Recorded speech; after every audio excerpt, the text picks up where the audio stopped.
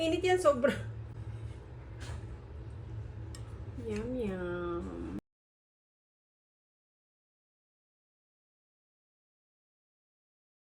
Hi!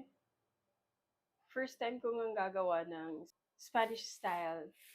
Dahon ng laurel, paminta, carrots.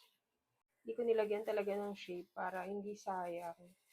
Bell pepper, sili haba, bawang.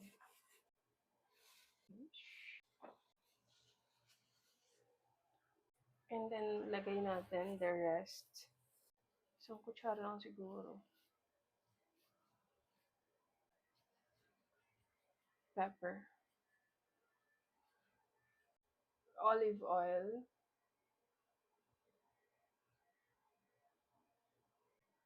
1 cup ng water. 1 tablespoon of salt.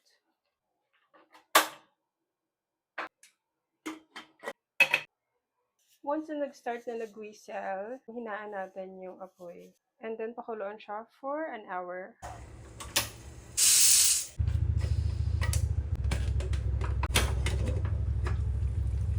Wow!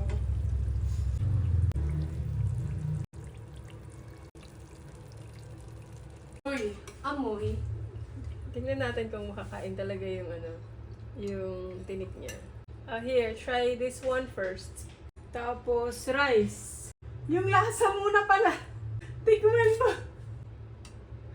Kung maalat, mataba. Sakto lang. Mainit yan, sobra. Masarap? Thank you.